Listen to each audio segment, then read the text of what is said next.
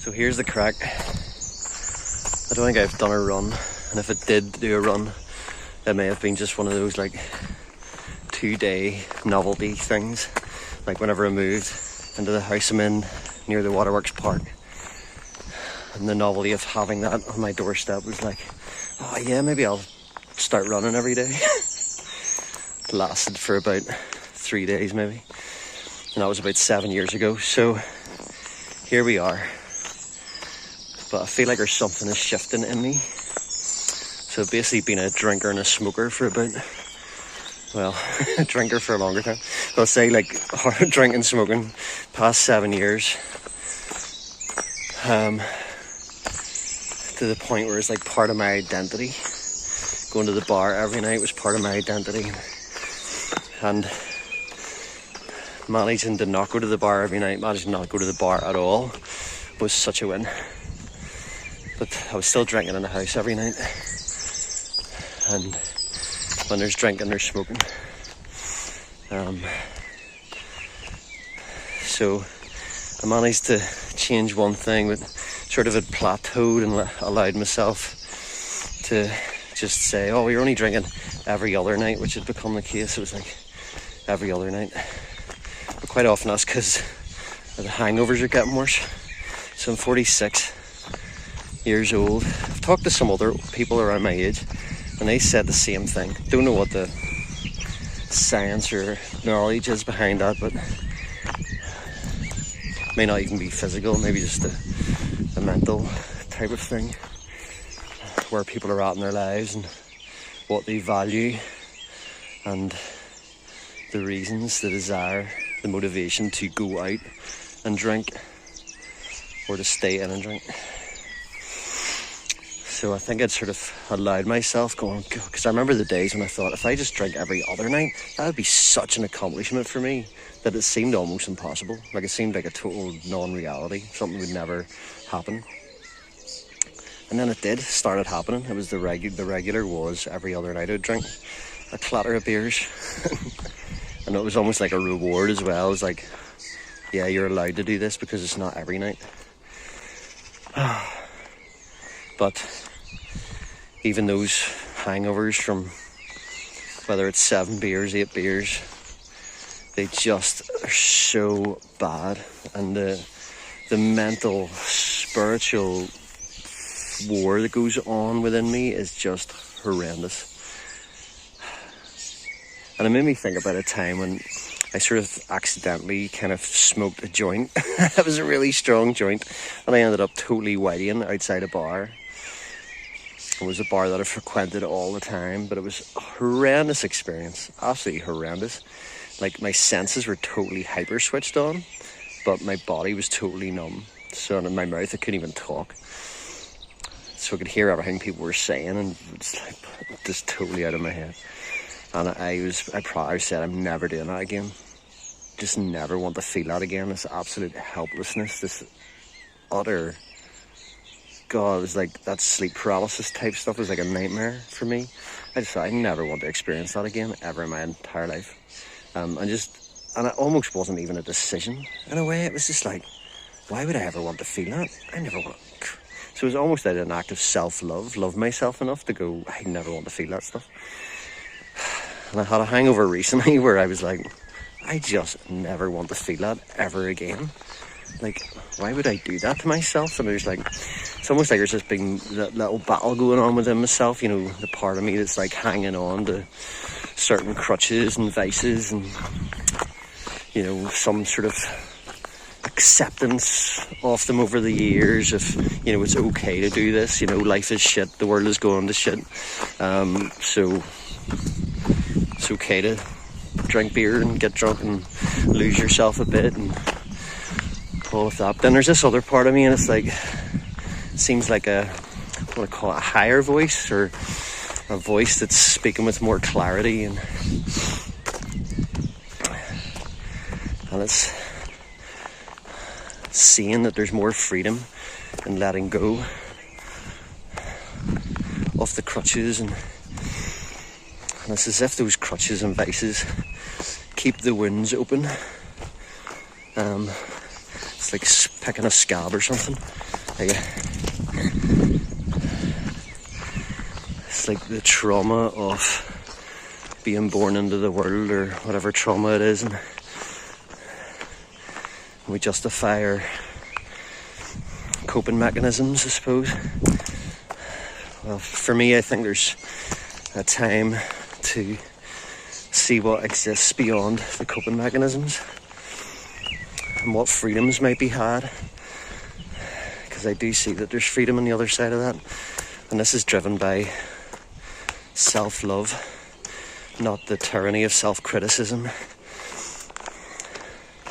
It's like a gentle parental voice, if it is that.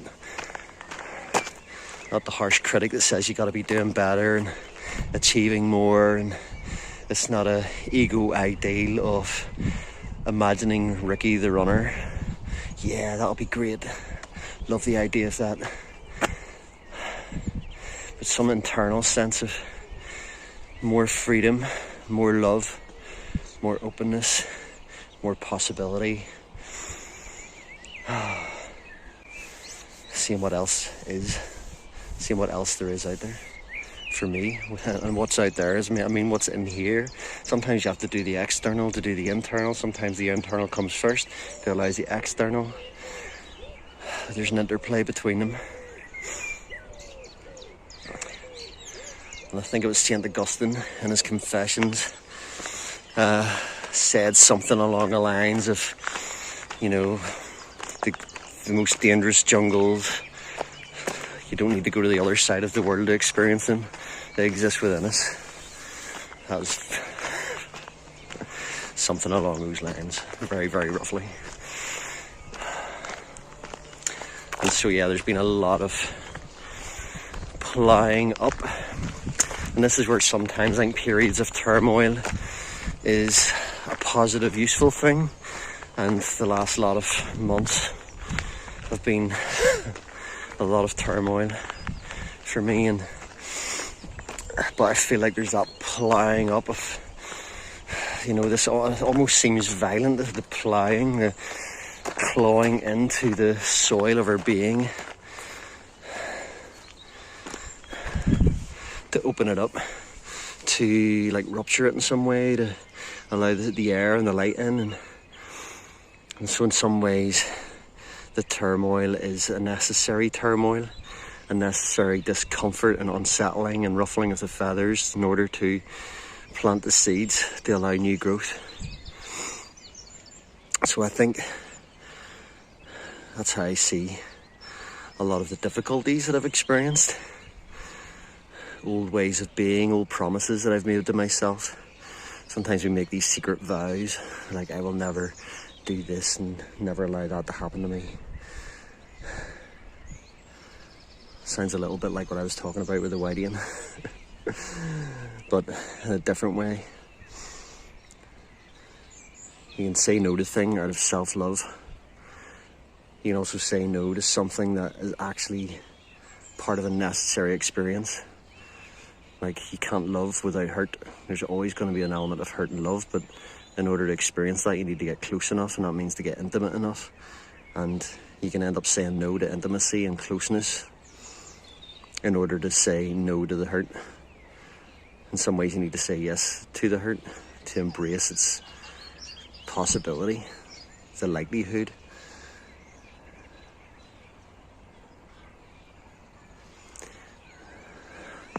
This running's getting very deep. It's not a run, it's a rock. Let's go rocking. Right. It's lovely. Sweet orange tip butterfly. Woo! Which means it's a male. Oh, all the buttercups are up in the meadow. So I think my plan, I say there's not much of a plan. I think I just allowed myself in full grace mode to say, you know what, even walking up to the top of Cave Hill is enough of an achievement as it is. So let that be enough. But I feel like I get to the top of Cave Hill, I might then run a rock down off Cave Hill, maybe in the direction of Glasnabradden. There's lovely wee trails there, there's less people around, or just come back down to where I came, or do some other weird thing, like run down to Belfast Loch, through Valley Park and Glasnabradden Glen, through R-alk. Who knows? Just ideas at the minute. And as I say, full on grace mode, no expectations. The fact that I'm out is high five me. It's actually too warm for me to be wearing this like leggings combo with the shorts. Got a pair of boxers on underneath that too. A sweaty scenario. But funny enough, it was hello wee rain. It's just self-conscious about my skinny white legs and my socks and that whole thing. Now I'm out here, I'd be happier just in my shorts with my skinny white legs. I would care less. But it's what I needed to do to get out the door, so it happened. And maybe you can nip into a wee secreted woodland and change my leggings scenario. Black Mountain, and then right over Belfast, South Belfast. See the city hospital, big crane something in Goliath where it was the other day, then over east. Too hazy to see any view of the Mourns or Sleep Crib even. Kind of misty. But I feel like there's a pollen count today. I feel it in my eyeballs. Lovely wee orange tip butterfly. So pretty. Yeah, the female doesn't have the yellow tips, orange tips. So one of the other wee things that goes on in one's head, my head, I speak for myself. So I've got decent gear and do have a tendency to like, I work in a shop selling outdoor gear. I've worked in shops selling outdoor gear for many years, and because of hiking and camping, I've got decent gear. But then part of me feels like I'm wearing this decent gear, I ought to be like looking like a pro, but I'm actually just in good gear, but super aware of my beer belly and how unfit I am, and the fact I'm not even running. Like I look like an ultra marathon runner, but I'm slowly ambling up a hill. But that's all stuff to let go of. Full grace mode. Doesn't even matter. It's just inner chatter that if you pay too much attention to it, it'll just suck you in and paralyze you. So I think it's good to pay attention to it, to acknowledge it exists, acknowledge it as inner chatter, and then get into full grace mode, get out the door, make something happen, whatever that is, as long as it's not bad. Don't make bad things happen. Oh, look at this trail lima cow parsley.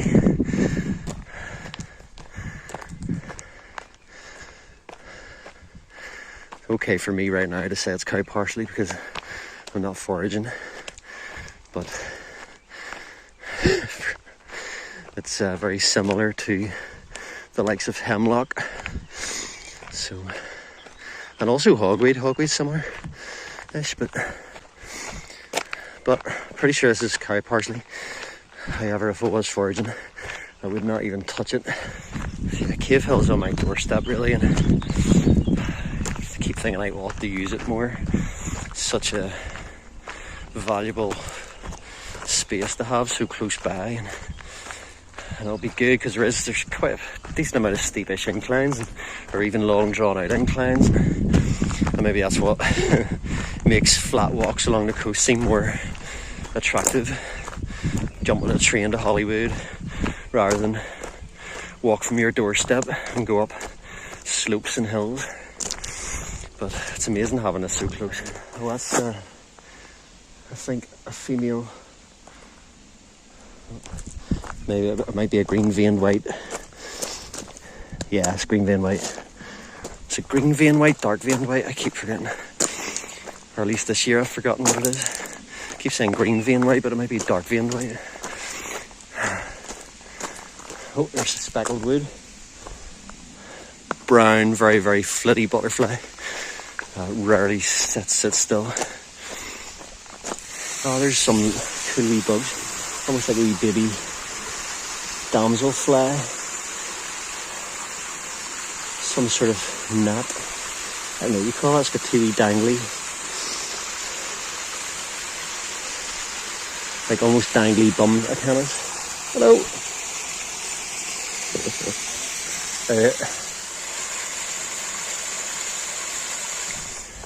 Oh, smell of gorse now. We're getting into the uplands.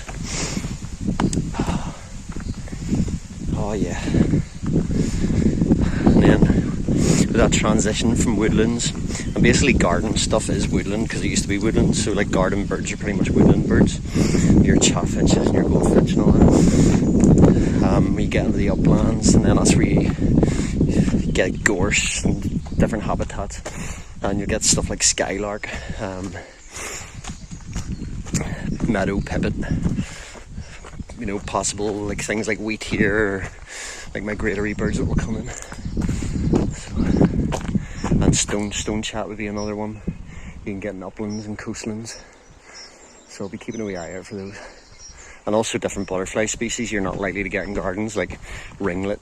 I'm seeing more common blue, one of my favourite wee butterflies. Seeing more of them, and I've even seen them in quite urban areas. So I don't know if they're just doing well. And there's a wee orange tip, flew right into me. Oh, sweet. Definitely going to have to change the layer scenario.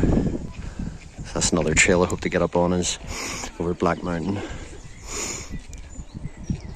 Along here, there's a brilliant ridge trail they've put in. They almost look like one mountain, but Divis, Black Mountain. But yeah, it's another wee area I would love to run along that ridge trail. Views over that part of Belfast and beyond, out to Loch Ness.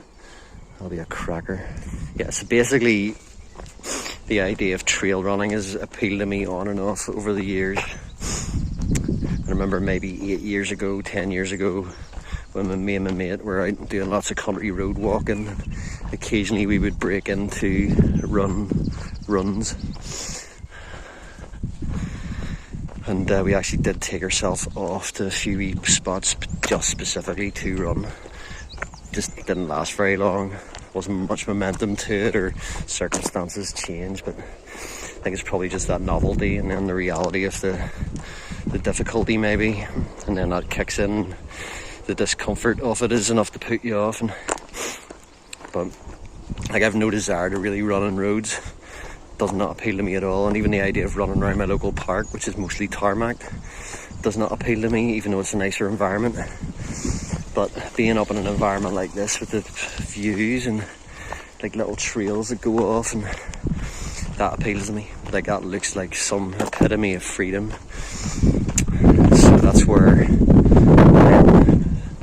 moving gracefully towards, in a very ungraceful, floppy, stumbly, crawly kind of baby steps way. I'm seeing all these flies that I saw loads of down on the Lickhill Way, and I don't know if you definitely won't be able to see them. There's a wee swarm of them around here, and they kind of get in your face, and they're kind of slow moving, and they just dangle in front of you with their undercarriages hanging down. So yeah, it looks like they got wee wee dangly undercarriage, just like fly up in your face.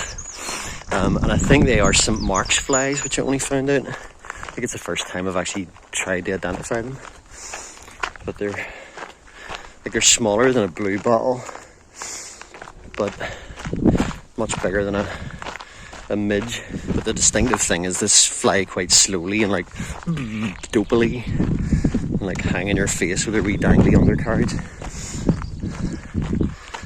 which is hopefully their legs and nothing else. Okay, this is a steep bit. Here goes.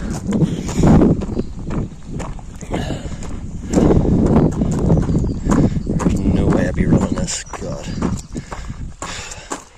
Still haven't figured this one out. Quite recently they put these up. If cattle approach, release your dog off the lead. If you know why that is, comment below. It's like the cattle go for the dog, and then therefore potentially kill you accidentally. Another good thing is that I've brought less shit with me. So I have a tendency to pack all the just in cases. And even like in a wee day walk up here, I might have brought like a blanket and a sit mat and I don't know, tons of stuff.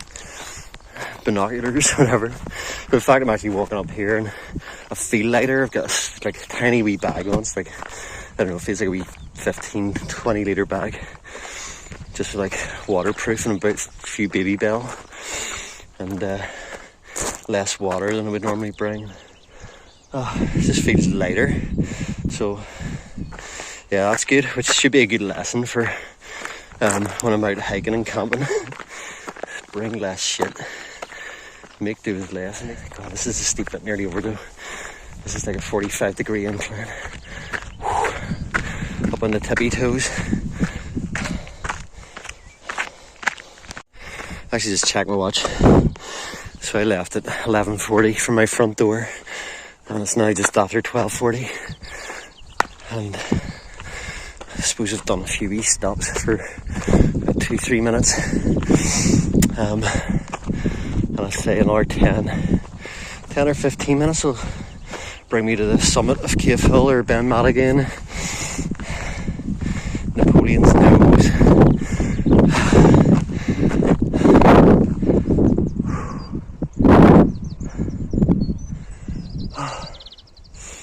Yeah, you can see the Waterworks Park and the haze down there.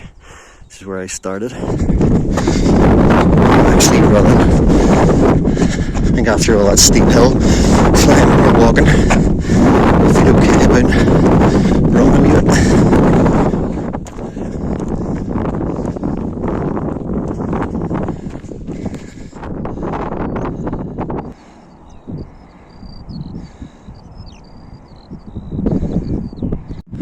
So I got to the top. There was not much running, but it was that nice feeling. A lot of this is about awareness and learning what it feels like to be out and what my body's capable of and what it's not capable of.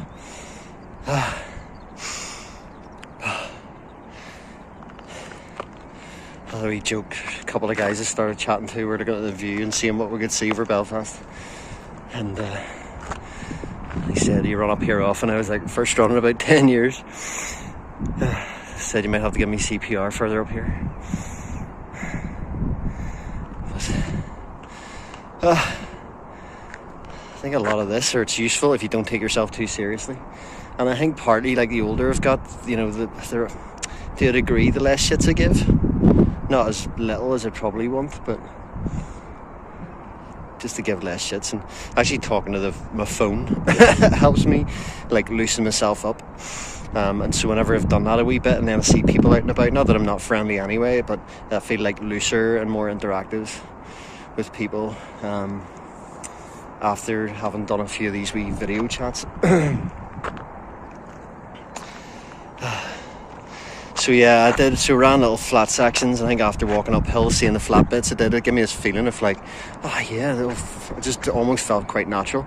As soon as there was a slight incline, and I mean slight, it was, I feel it in my lungs. And I, you know, 7, 8, 9 years of smoking, you know, and this is the first time really that I'm exercising at this type of intensity. Like running for about 100 meters. Yeah, it's gonna have had some effect.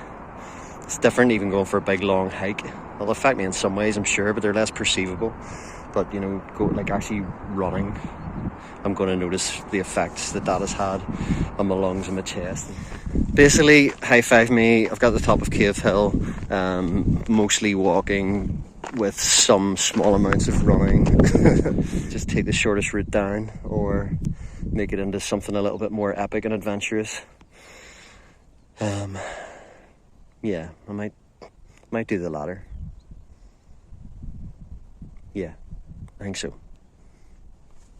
Still don't know what that is because it could be over that way or that way. This is the Promontory Fort, Cave Hill, Napoleon's Nose. And just once you come off these steps at the back of it, directly across is the back entrance to Glasnabraddan, which has become one of my favourite areas. And I haven't been up here, it's probably since felt a lot of months ago. I would almost feel like it's almost a year ago. But I haven't actually gone into Glasnevin from this way, and I actually never knew it existed. All those times being up in Cave Hill, never knew that this trail existed or where it led to. So we'll take this trail, see where it leads. But I'm going to wait until I get to the top of the hill before I think about running again. But yeah, these are more the types of trails I'd like to be running on. He's breaking into a stride.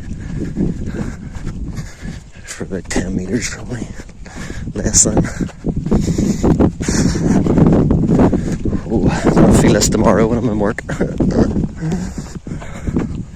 The great thing about this area, it doesn't take long to get up another little rise of land, and it just gives us another epic, unique view. Oh, this is wonderful.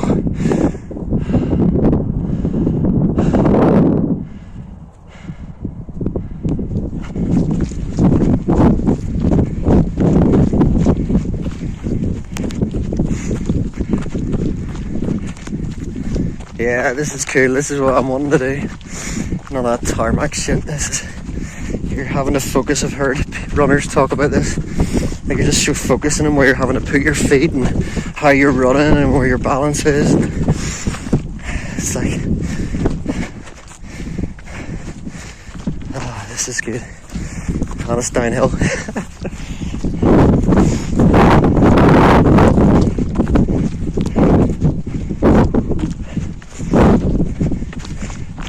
Oh, skylark.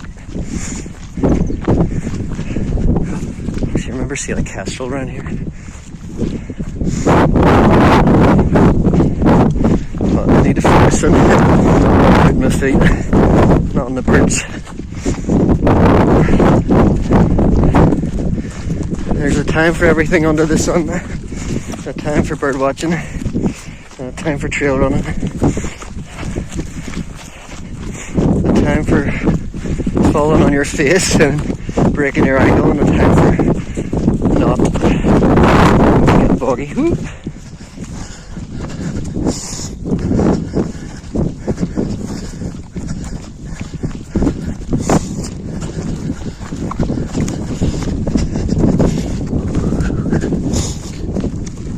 Belfast.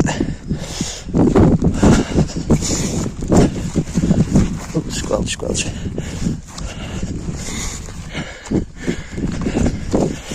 Oh, some nice persons put this here.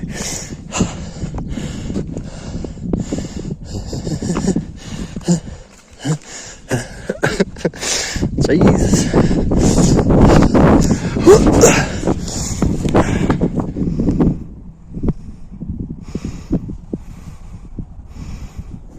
Be cool if I had like drone footage of me like running down sections. Now it looks super cool and super fit. Super capable trail runner. Just edit out all the other bits where I'm wheezing, gasping, struggling. Like, there's no way I'm running up this bit. See, I'm not thinking about actually running off the side of Glasnevin into Glengormley, walk through Glengormley and into Valley Park, and down that, right down to the shoreline, close to where the Mesolithic flint was found near Whitehouse. But it's an idea. Sometimes there's ideas like that actually paralyse me before I leave the house. But like once I'm actually out, it's just like I've loosened myself up, and it no longer feels like the tyranny, the pressure, if you don't do that you're gonna fail, or whatever other quagmire thoughts goes on in there. But when I'm out thinking of that type of thing, it's like it feels like just an exciting possibility rather than a paralysing pressure. It's a bit like before I went travelling on my own, and all those years ago, doing my solo backpacking when I was about 23, 24, 25, and like full of fear and anxieties, and but then I get out there and all of a sudden I don't want to go home, and I'm wanting to cross another border into another foreign country, and sort of I get loosened up.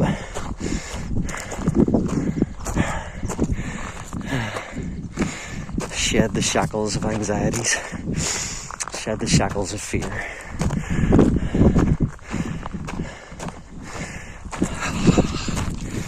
loosen up.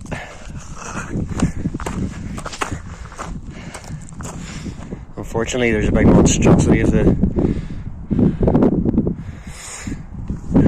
tower there, whatever that's for, telecommunications tower. So I think this is some burial thing.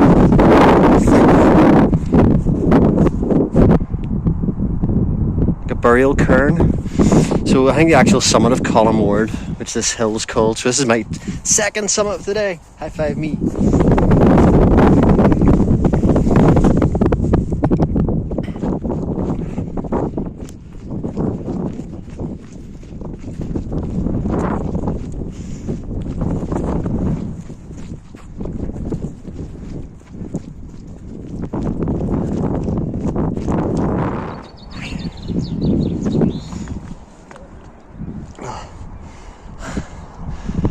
Back in the land of chaffinches.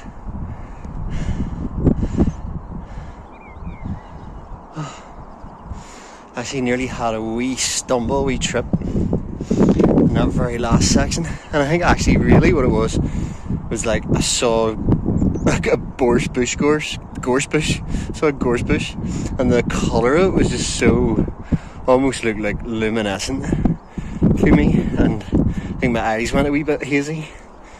And then didn't see this uneven ground with a rock under it. So I can feel as far as like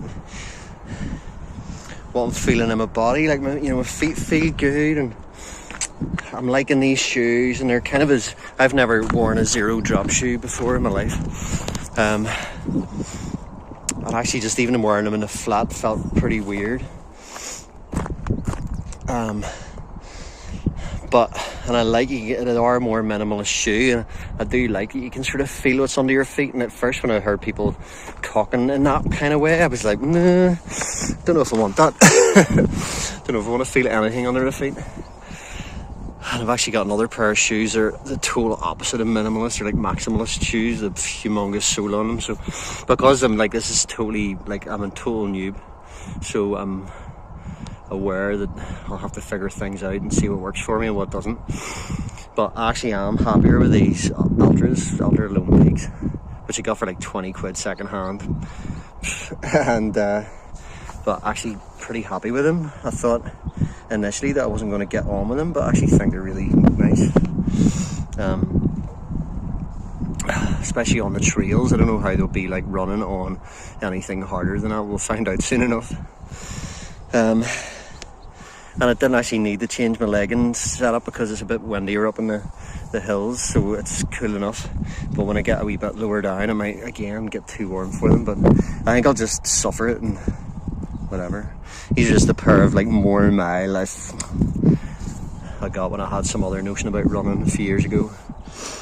I can't remember if it was like an Amazon company or eBay or whatever. They're just cheap ass running company. But they are nice enough. I actually forgot, they actually have a wee pocket in the back of them, and I was looking for somewhere to put my keys. If only I had somewhere like to just stash them or hang them. And then I forgot there was this wee back pocket in those, so I actually got them in there and they haven't bothered me at all, and that's great. So that's handy for whenever I get home. Yeah, I just got these wee shorts in TK Maxx for like $16.99. It's just like ridiculously lightweight.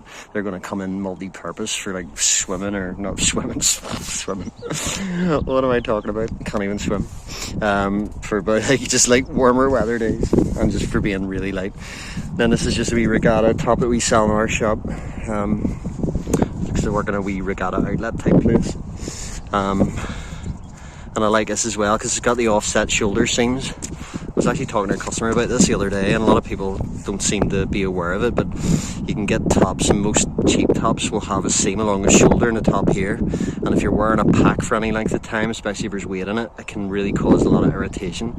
So I definitely recommend looking for these offset shoulder seams so that there's no seam on the top shoulder.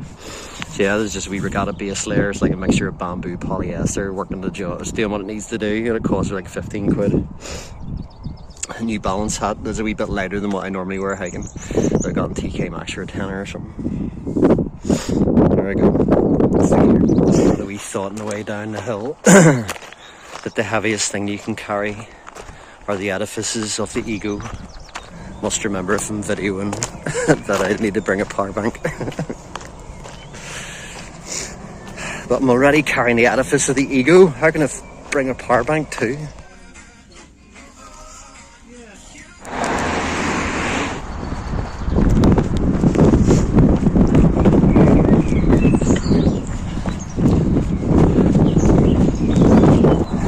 I can feel the tightness in my groin. I'm also running on tarmac. Become very aware of your type of foot placement, stride or whatever you want to call it. This is actually the path I used to, the park I used to walk through to get to work when I worked and go outdoors.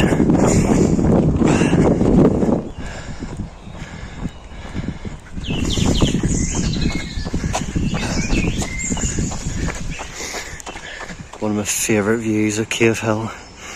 Cracking. Remember all those days working and go outdoors. This is one of my favourite parts of the day, was seeing this. You can probably see the promontory fort sitting sort of up and separate.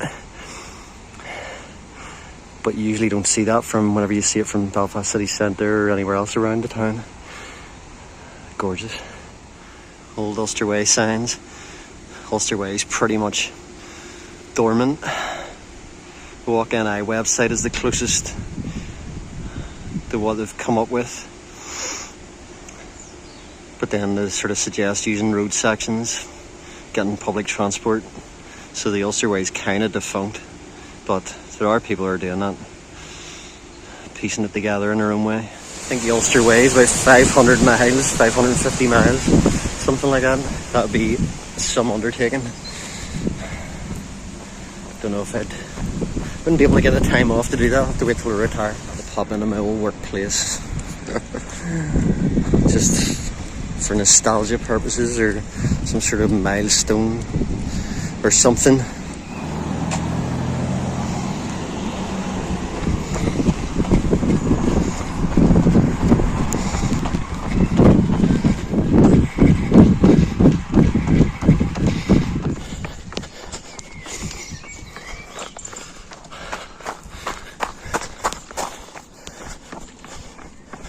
Yeah, I can definitely feel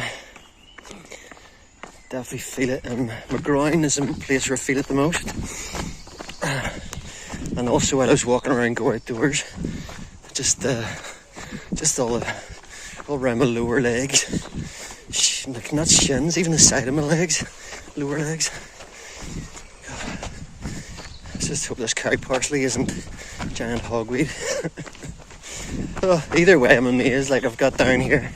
This is a gorgeous wee section actually. So this is the Glasnabraddan river that flows from it for Collinward, which they've called Glasnabraddan, that area. And this is the Glen River that runs down through R-alk housing estate. It's lovely, and these are nice trails.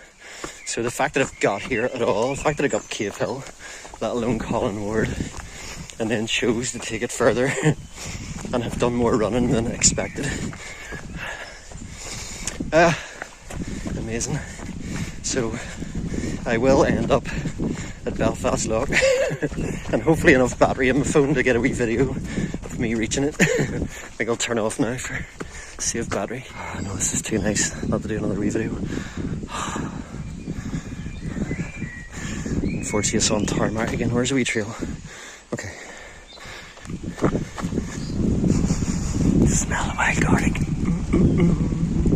Tons of it around here. Not new and fresh, tender leaves, but still. Ooh, nice. Look at that. Isn't it lovely? Just arriving in White House. Under the wee rail bridge. And there's a lagoon, which is good for birds. Oh, the wind's picking up. Echo! Wee pooty cat, not interested in any strokes. Hello. Nope. So this is what the area is named after, White House. So all that lagoon area would have been reclaimed land. No, it's not reclaimed because it's just still the lagoon, just separated from Belfast Lock by by the road that they built. This building is the oldest intact-ish building in the area, and I think dates from like the 1580s, 1590s. King William of Orange arrived here and stayed here before going off to fight in the Battle of the Boyne. And the oldest like standing building in Belfast itself is 1740, so this predates it by a long stretch. There's actually a local team of volunteers and local historians that actually put the effort into turning this into what it is now, which is like a little bit of a conference centre and a history museum. Like, it's pretty good. Like, for that period of history, this is a great place to come. Right, get the Belfast lock and I'll feel like, oh, I've completed my journey. And then get a bus home.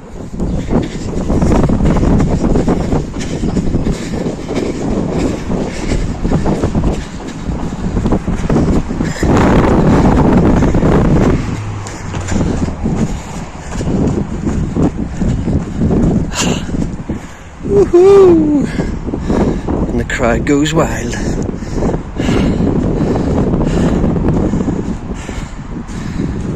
There she be. Just about made it. Wow.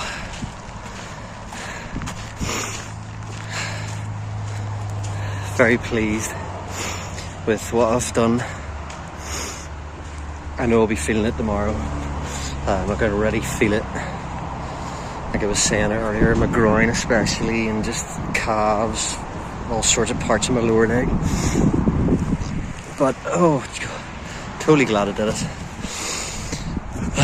And it does feel always like this, kind of like having a kind of route that has some sort of story or narrative or whatever. So it felt good to go over Cave Hill and Columnmore, over 2 hills, and then down through the parks and glens, down to the coast. Feels like a nice full journey.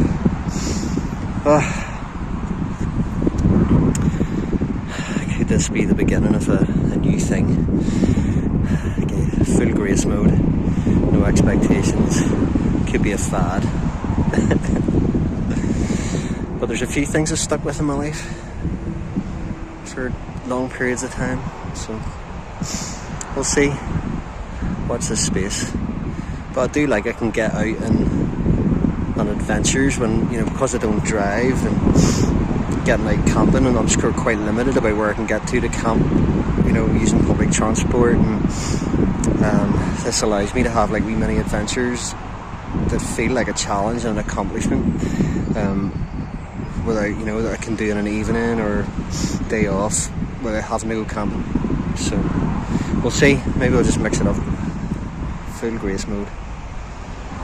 In my house are many mansions, but I've been sleeping on the doorstep. That's kind of what this is about. Internal freedom.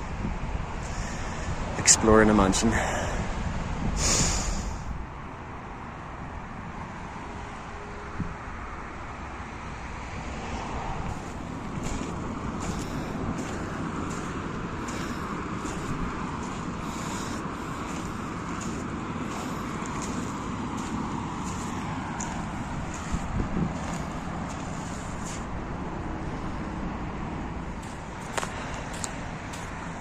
So that's the end of my rock.